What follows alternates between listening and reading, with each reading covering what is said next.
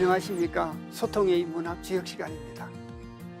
이번 시간은 주역 64개 중에 45번째 개입니다. 택지 책계를 공부하려고 합니다. 우선 택지 책계의 계상을 가지고 우선 1차적으로 말씀을 드리도록 하겠습니다. 자, 칠판을 보시겠습니다.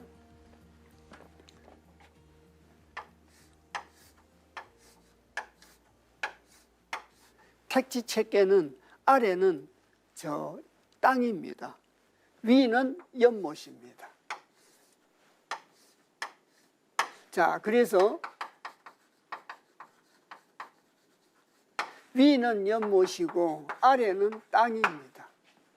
연못이라고 하는 것은 기쁨을 나타낸다고 늘 말씀을 드렸습니다.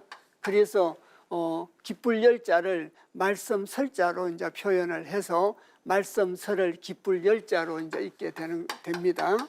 그래서 기쁨을 나타내고 땅이라고 하는 것은 순종을 나타내죠. 그래서 기쁨으로 순종하는 겁니다. 순종하면서 기뻐한다, 이렇게도 얘기할 수가 있습니다. 이것이 바로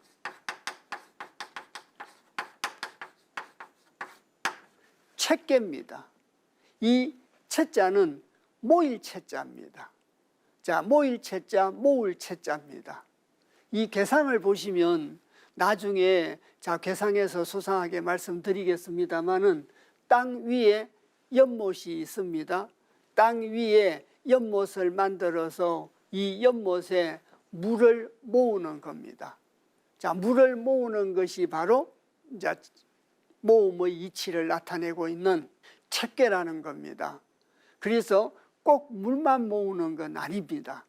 인재를 모으고 민심을 모으고 물을 모으고 사람을 모아가지고 생각지도 않았던, 또는 다른 말로 헤아리지 못했던 어떤 병고에 대비를 하고 땅 위에 연못을 만들어 가지고 이 연못에다가 물을 가두어서 갈수기 때 물을 효율적으로 이용하도록 물을 모으는 이치다. 그런 모으는 이치를 갖다가 설명하고 있는 것이 책계다. 그래서 모으는 이치에 대한 얘기다, 이렇게 말씀드릴 수 있습니다.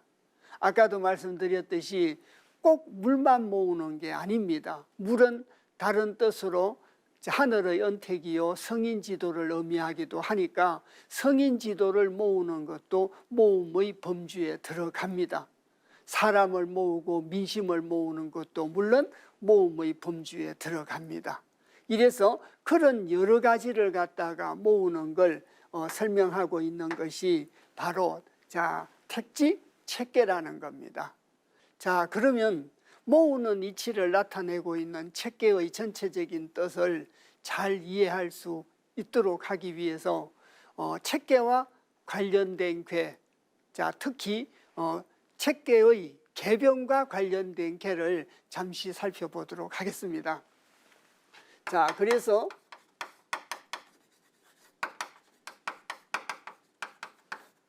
저희들이 비교를 해보고자 하는 궤는 64개 전체를 비교해 보는 것이 아니라 방금도 말씀드렸듯이 택지 책계와 직접적 관련이 있는 궤들입니다. 그래서 다른 말로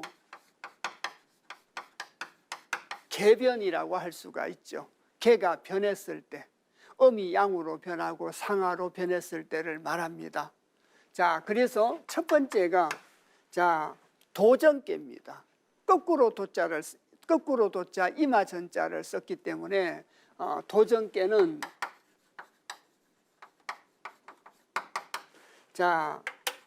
이 책계의 상효가 초효가 되고 초효가 상효가 되는 거죠.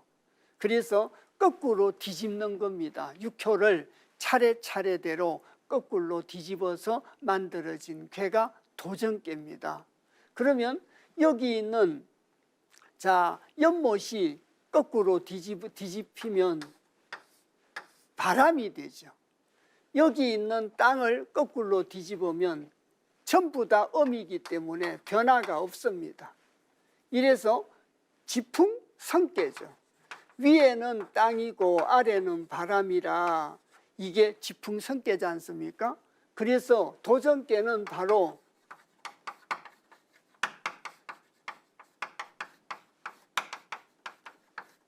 지풍성께입니다. 이 지풍성께라고 하는 것은 자 원래 성자는 대성자입니다. 대성자인데 주영 64개 특히 지풍성께에서는 오를 성자로 쓰고 있습니다. 올라가는 이치를 갖다가 설명하고 있다는 겁니다. 연못을 뒤집으면 바람이 되지 않았습니까? 그 바람은 하늘의 섭리입니다. 하늘의 섭리에 순종하면서 단계 단계로 올라가는 걸 설명하고 있는 것이 바로 지풍성께라는 겁니다. 자, 그래서 연못에 있는 물을 갖다가 모으고 민심을 모으고 사람을 모으는 책계와는 어떤 관련을 갖고 있는가? 책계라고 하는 것은 모으는 거라고 말씀을 드렸지 않습니까? 자, 그래서 책계에서는 모음입니다. 모으는 거죠. 연못에 물을 갖다가 모으면 그 연못의 물이 햇살을 받아가지고 수증기가 되어서 하늘로 올라가는 이치와 똑같다는 겁니다. 모아야 올라갈 수 있다는 겁니다. 성인지도를 모으고 민심을 모으고 사람을 모아야 올라갈 수 있다는 뜻을 설명하고 있는 것이 바로 도전계고 도전계인 지풍성계와 책계의 어떤 관계성이다. 이렇게 말씀드릴 수 있습니다. 모아야 올라갈 수 있다는 겁니다. 자, 그러면 두 번째는 위에 있는 계가 상계고 아래에 있는 계가 학계입니다. 상하교역입니다. 그래서 상계가 학계가 되고 학계가 상계가 된다는 거죠. 그래서 자, 위아래가 바뀌는 것을 보고 바로 상하교역계라고 합니다. 이 상하교역계는 방금도 말씀드렸듯이 땅이 위로 올라오고 연못이 아래로 내려가니까 지택인계입니다. 자, 그래서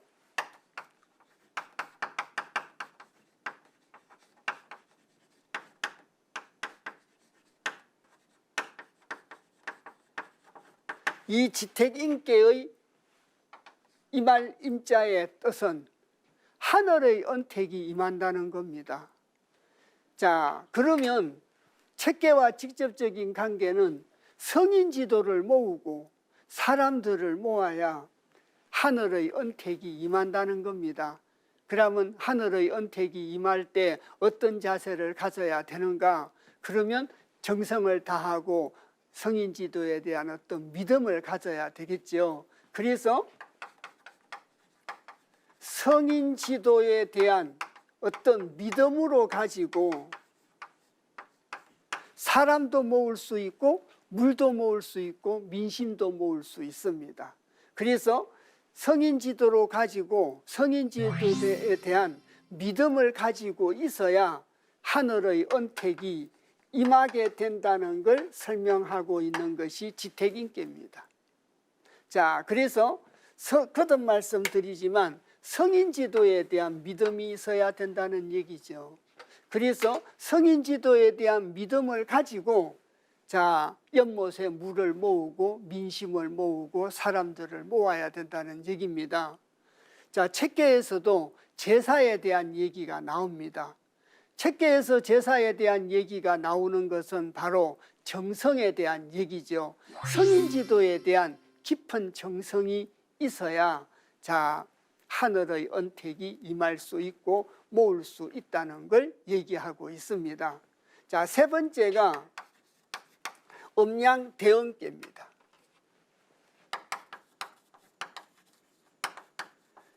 자, 이 음양대언계라고 하는 것은 양은 음으로 변하고 음은 양으로 변합니다. 자, 그래서 여기 있는 연못이 음은 양으로 변하고 양이 음으로 변한다면 산이 되겠죠.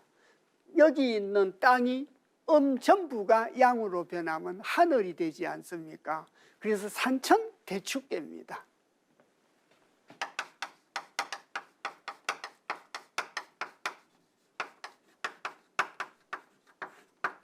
자, 산천대축계라, 대축이라는 말은 큰 대자에 기를 축자라 큰 것을 붙들어서 기르고 양육하는 걸 의미하는 것이 바로 산천대축계입니다.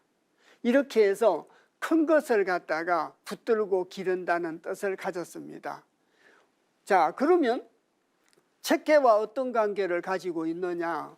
모아야, 사람들을 모으고 인재를 모으고 성인 지도를 모아야 큰 것을 붙들어 기를 수 있다는 겁니다.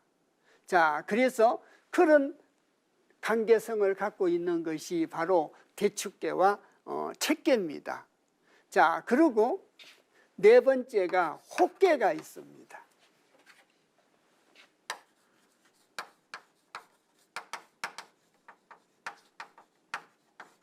이 혹계라고 하는 것은 자주 말씀드렸듯이 2요와 3요와 4요가 하옥계가 됩니다. 이것이 학계가 됩니다. 자, 산이죠. 그리고 3요와 4요와 5요가 상요계가 됩니다. 그래서 자, 아래에 있는 산이 학계가 되고 위에 있는 바람이 자, 상계가 되는 겁니다. 이래서 풍산 정계가 됩니다.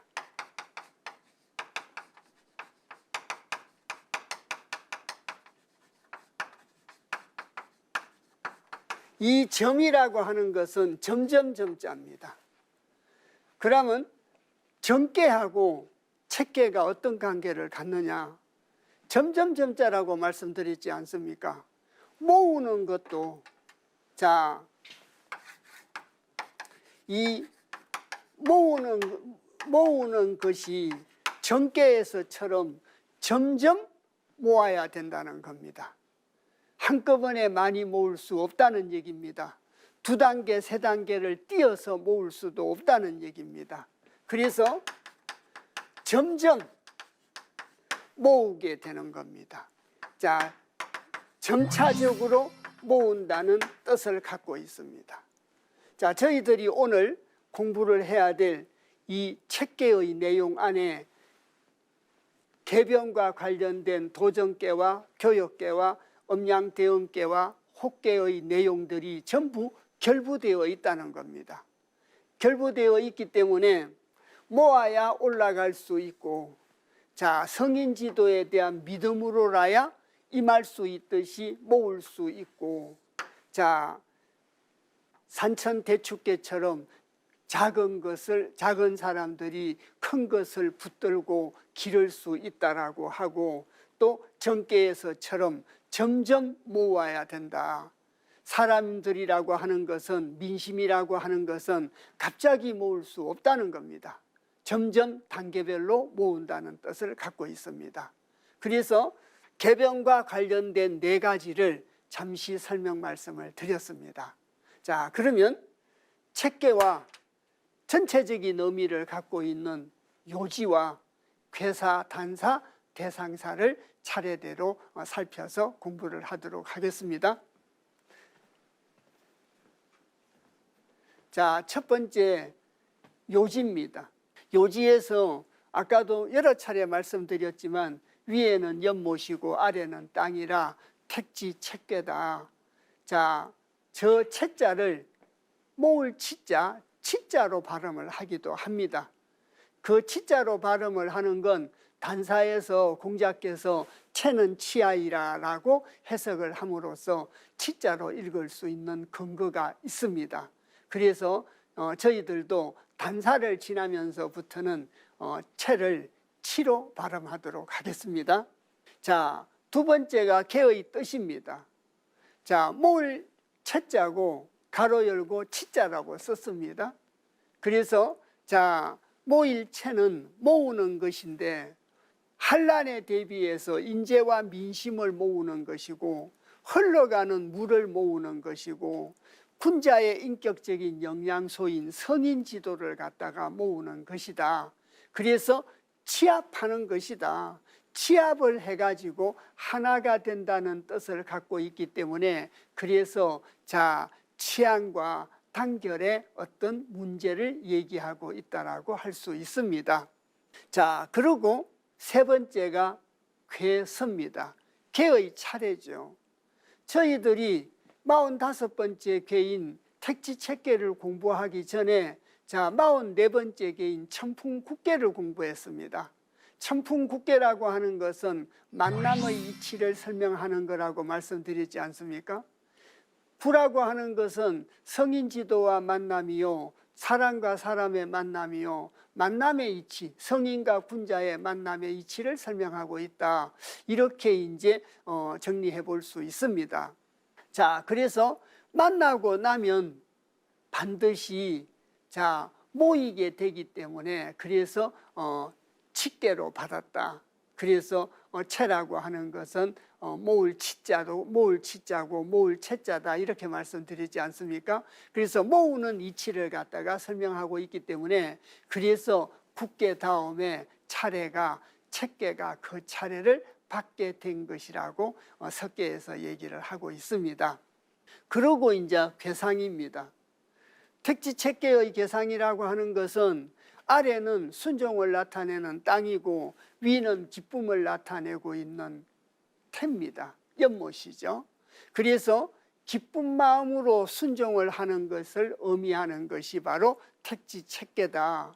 또 자 괴상으로 가지고 말씀을 드리면 땅 위에 연못이 있고 그 연못에 물이 모여 있는 것을 연못에 있는 물로 가지고 만물을 윤택하게 하는 뜻을 가진 것이 바로 택지채계라고 하는 겁니다. 이해 가셨습니까? 그래서 저희들이 택지채계의 자 괴사나 단사를 들어가기 전에 계변에 관련된 4가지 계에 대한 설명 말씀도 드리고 또 채에 대한 채계에 대한 전체적인 뜻도 설명 말씀을 드렸습니다. 자 그러면 계사를 살펴보도록 하겠습니다. 자, 채계의 계사입니다. 채는 형하니 왕경유묘이니 이견대인하니 형하니 이정하니라 용대생이 길하니 이유유왕하니라. 자, 계사의 내용을 소상하게 살펴보도록 하겠습니다. 자, 여러 차례 말씀드렸듯이 채라고 하는 것은 모을 채자다. 자 이렇게 말씀을 드렸습니다. 모으는데 자 성인지도에 대한 정성을 다해서 모으고 또 천천히 모으고 자 모아야 올라갈 수 있고 또 모아야 큰 것을 붙들어 기를 수 있다. 그런 전체적인 뜻이 다 포함되어 있습니다. 그렇게 하면 그렇게 모으면 형통하다는 겁니다. 형통하니 왕격 유묘이니 임금왕자 이를격자입니다. 성인이 이뤘다는 얘기죠. 있을유자 종묘묘자 사당묘자입니다. 국가로 따지면 종묘묘자로 해석을 해야 되고 일반 민가의 집으로 따지면 사당묘자가 되지 않겠습니까? 그래서 성인이 종묘에 이뤄가지고 있고 성인이 사당에 이뤄가지고 있습니다.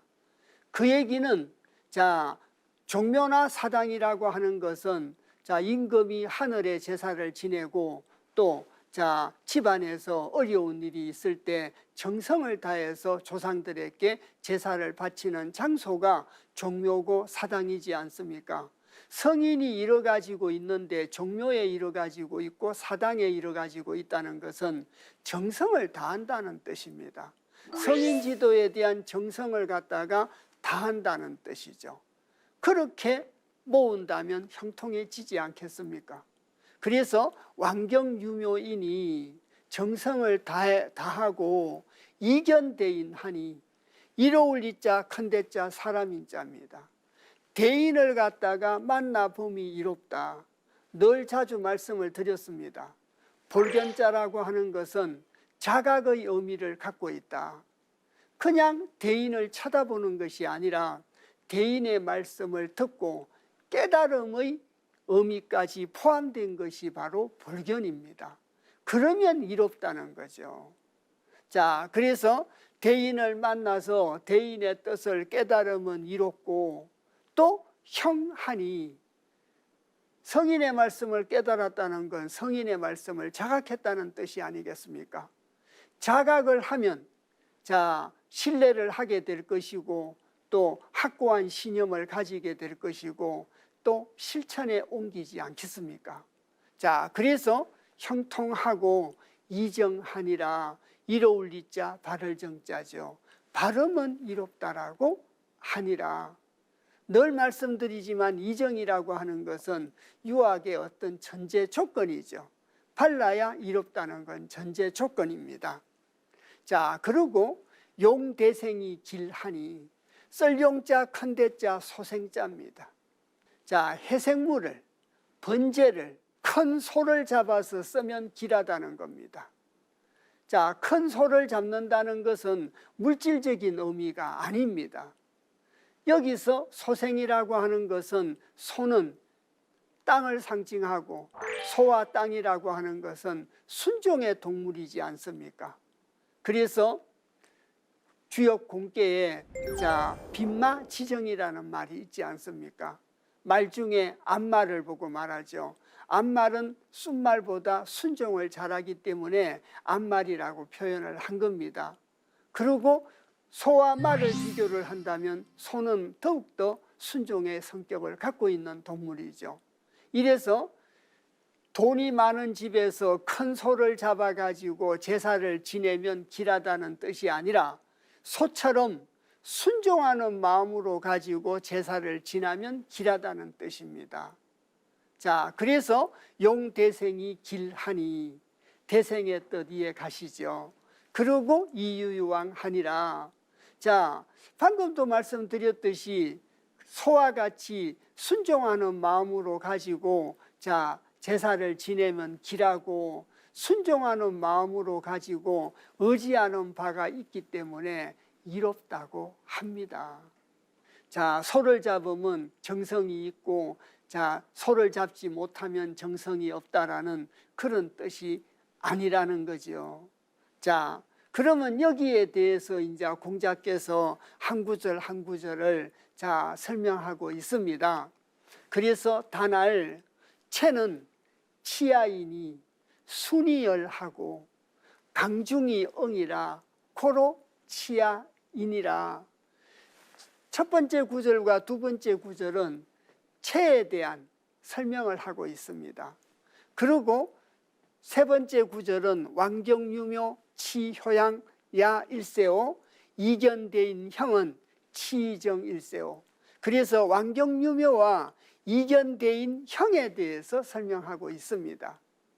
자, 지금 여기에서는 전체를 다 볼 수가 있기 때문에 전체가 다 보이는 걸 놓고 구성에 대해서 말씀을 드리고 있습니다. 그리고 용대생 길유유왕이라고 하는 걸 용대생 길유유왕은 순천명야일세니, 그래서 네 번째 구절에서 자, 이 유유왕에 대한 설명을 하고 다섯 번째 구절에서 결론으로 매듭을 짓고 있습니다. 그래서 자, 강기소치 천지만물 지정을 가견이 니라, 한 구절 한 구절씩 공자께서 분명하게 설명을 하고 있다는 겁니다.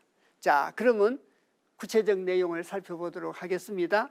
단할, 자, 채는 치아이니, 모일 치자입니다. 그래서 채자가 발음하기도 나쁘고 이래서 편의상 이 이후부터는 모일 치자로 읽겠습니다. 그래서 채는 치아이니, 치하는 것이니, 사람을 치하고 민심을 치하고 성인 지도를 치한다는 겁니다.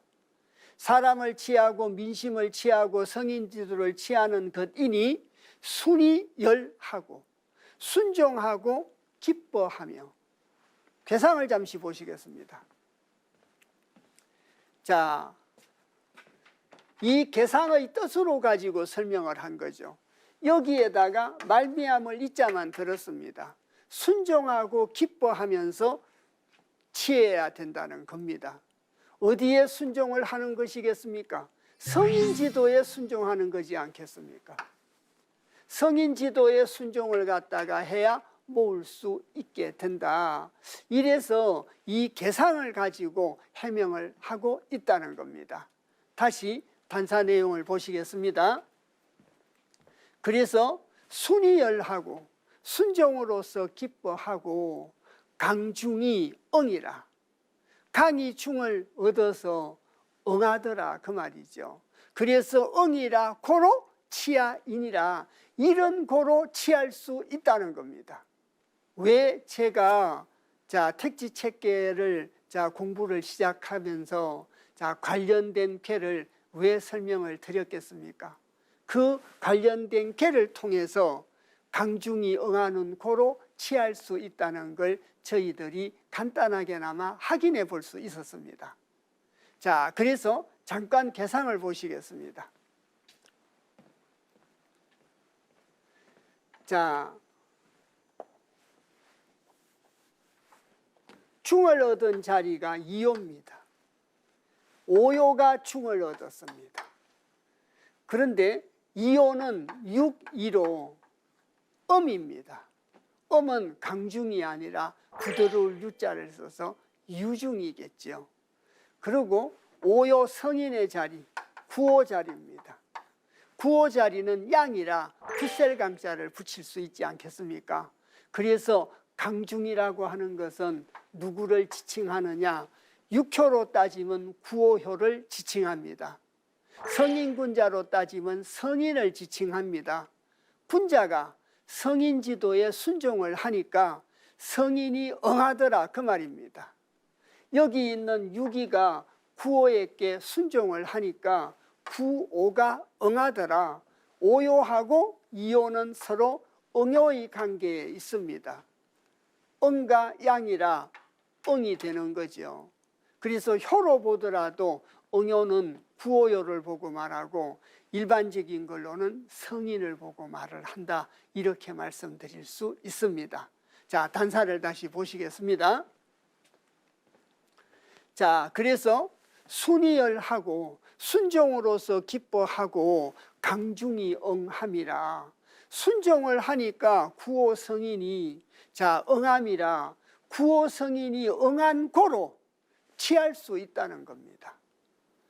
자, 연못에 물을 취하고 인심을 취하고 인재를 취하는 것은 개인의 사리사욕으로 취할 수 있는 것이 아니라 성인의 말씀으로 가지고 취할 수 있다는 걸 얘기하고 있습니다.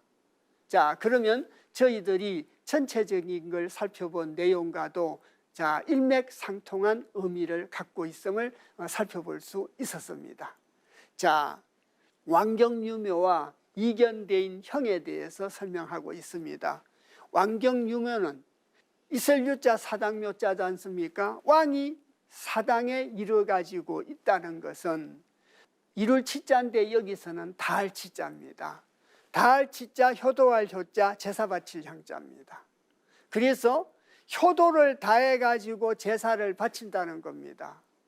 효도를 다해서 제사를 바친다고 하는 것은 정성을 다해서 제사를 바친다는 얘기라고 말씀을 드렸지 않습니까? 자, 뒤에 용대생 길에도 또 설명이 나옵니다. 그래서 소와 같이 순종을 하면서 제사를 지내면 길하다. 그래서 치요 향야 일세오, 효도를 다해가지고 제사를 바치는 것이 바로 왕경유묘의 뜻이고, 이견대인 형은 대인을 만나서 대인의 말씀을 자각하는 것이 이롭고 형통하다는 겁니다. 왜 이롭고 형통한가? 취할 치자 써이자 발을 정자입니다. 발음으로써 취하는 거죠. 이견대인 하는 것이 바른 거라는 겁니다. 이견대인 하는 것이 바르기 때문에 발음으로써 취했기 때문에 형통할 수 있다는 겁니다. 자, 저희들이 세상 살면서 만사가 형통해지려면 발음으로써 취해야 됨을 얘기하고 있다. 이렇게도 말씀드릴 수 있습니다. 그 다음 구절 보시겠습니다. 자, 용대생길 이 유유왕을 한꺼번에 묶어서 설명하고 있습니다. 자, 그래서 큰 소를 써서 쓰는 것이 기라고 갈 바가 있어서 이롭다라고 하는 것은 물질에 대한 얘기를 하고 있는 게 아니라고 말씀드렸지 않습니까? 공자께서 자, 순종할 순자에 하늘 천자 명명자를 썼습니다. 큰 소를 쓰는 것이 기라고 성인 지도에 의지할 바가 있으면 이롭다고 하는 것은 무슨 뜻이냐? 천명에 순종하는 것이라고 얘기하고 있습니다. 하늘의 명에 순종하는 것이 용대생 길이요 이 유유왕이라는 겁니다. 이해 가셨습니까? 자, 그래서 큰 소라고 하는 것이 순종을 의미하는 것이지 물질을 의미하는 것이 아니다. 이렇게 꼭 염두에 두셨으면 좋겠습니다. 자, 그래서 순천명야 일센이 강기소치 천지만물지정입니다. 자, 말미암이를 기준으로 해서 볼간자, 거기자, 바소자, 모일치자입니다. 말이열 이자를 기준으로 해서 거기자부터 먼저 해석을 해야 되니까 그 모이는 바를 보니, 보는데 여기서는 볼간자를 썼습니다. 볼간이라고 하는 것은 내면까지 꿰뚫어 보는 게 볼간이다, 이렇게 자주 말씀을 드렸습니다. 볼시자는 그냥 이런 물질을 단순히 보는 겁니다. 볼견이라고 하는 것은 자각의 의미가 포함되어 있습니다. 볼간이라고 하는 것은 내면까지 꿰뚫어 본다는 의미를 가진 글자가 볼간자입니다. 그래서 그 취하는 바를 내면까지 꿰뚫어 보니까 천지만물지정 가견이니라. 천지만물의 뜻을 가히 볼 수 있더라. 하늘과 땅에 있는 모든 만물의 뜻을 가히 볼 수 있더라. 이것이 칙계의 원리다. 그래서 문안께서 쓰신 개사의 내용을 한 구절 한 구절씩 공자께서 설명을 하고 마지막에는 결론으로 그 취하는 바를 보니까 천지만물의 뜻을 가히 볼 수 있더라라고 얘기하고 있습니다. 세 번째는 대상사입니다. 항상 말씀드립니다. 실천적인 덕목을 얘기하고 있는 것이 대상사다. 그래서 상활, 택상의지 치이니 군자는 이하야 제융기하야 개부루하나니라. 그래서 상활, 상에서 이르기를, 자, 연모택자입니다. 윗상자고 어조사 어자가 있지 않습니까? 그래서 윗상자보다는 땅지자를 먼저 해석해야 되지 않습니까? 그래서 연못이 땅 위에 있는 것이 치니, 채를 치로 이제 발음을 하게 됩니다. 자, 괴상을 다시 한번 보시겠습니다. 이 괴상을 얘기하고 있습니다. 대상사라고 하는 것은 땅이 아래에 있고 연못이 위에 있습니다. 그래서 자, 연못이 땅 위에 있는 거죠. 이런 것이 바로 이제 칙계다. 이렇게 괴상을 가지고 얘기를 하고, 이 괴상으로 가지고 일상생활에서 저희들이 실천해야 될 덕목을 얘기하고 있는 것이 바로 대상사입니다. 다시 상사의 내용을 보시겠습니다. 이래서 자, 택상의지가 치니, 연못이 땅 위에 있는 것이 치니, 땅 위에 연못을 만들어 놓고 물을 모으는 것이 치니, 그런데 모으는데 성인지도로 모아야 되고 천천히 모아야 되고 모아야 올라갈 수 있고 모아야 큰 것을 붙잡을 수 있다. 그런 종합적인 뜻을 다 가지고 있습니다. 그런데 모으는 건 왜 모으겠습니까? 민심을 모으고 인재를 모으고 또 사람들을 모으고, 자, 성인지도를 모으는 건 장차 있을 병고에 대비하기 위해서 모은다는 뜻도 있습니다. 모아가지고 위로 올라간다는 뜻도 있고, 모으는 건 성인지도로 가지고 모을 수 있다는 걸 깨달을 수 있는 의미도 갖고 있습니다. 그런데 대상사라고 하는 것은 실존적인 사회에서 갖추어야 될 실천적인 덕목이기 때문에 인사적인 사랑과 관련된 얘기로 가지고 설명하고 있는 것이 대상사입니다. 그래서 군자는 이하야. 자, 군자는 이로써 저 쓰이는 깨달음의 의미를 갖다가 같이 갖고 있다, 이렇게 말씀을 드렸습니다. 깨달음의 의미를 같이 갖고 있는 것이 이제 써 있잖아. 군자는 직계의 계상을 보고 땅 위에 연못이 있는 것을 보고 연못이 땅 위에 있는 것을 보고 그것을 깨달아라는 거죠. 왜 땅 위에 연못을 두고 물을 모았느냐를 깨달아 가지고, 자, 제융기하야 개부루하나니라. 그래서 다스릴 제자입니다. 병기융자 거럭기자입니다. 병기와 거럭을 갖다가 다스린다는 것은 병기와 거럭을 손질한다는 얘기가 되지 않겠습니까? 그래서 병장기를 손질한다, 이렇게 간단하게 얘기할 수도 있습니다. 그래서 병기와 거럭을 갖다가 손질을 해가지고 경계할 개자에 아니불자 헤아릴 우자입니다. 그래서 헤아리지 못한 것을 경계하나니라. 왜 평소에 물을 모아야 되느냐? 가뭄에 대비해서 물을 모으는 거지 않겠습니까? 인사적인 의미는 그렇지 않습니까? 자, 도학적인 의미로서는 성인 지도를 모으는 것인데, 인사적인 의미로서는 자, 가뭄에 대비하고 갈수기에 대비를 해서 물을 모으는 겁니다. 그렇듯이 그 이치를 군자가 깨달아 가지고 병기를 갖다가 잘 손질을 해 가지고 만약의 병고, 만약의 사태, 헤아리지 못한 병고에 대비하라는 겁니다. 그러기 위해서 모아야 된다는 거죠. 사람을 모으고 병기를 모으고 물을 모으고 성인 지도를 모아야 된다. 그 중에서 실천적인 덕목에 국한된 의미다, 이래 말씀드릴 수 있습니다. 병기를 갖다가 손질하고 가지런히 해가지고 생각하지도 못했던 그런 병고를 헤아려서 대비를 해라, 경계를 하라라고 얘기를 하고 있습니다. 자, 저희들이 이번 시간에 주역 45번째 괴인 택지채계에 대해서 공부를 했습니다. 그래서 택지채라고 하는 것은 모을 채자고, 모은다고 하는 것은 인심을 모으고 민심을 모으고 정성을 모으고 사람을 모으고 또 물을 모으고 성인 지도를 모으는 여러 가지 다각적인 의미를 갖다가 가지고 있었습니다.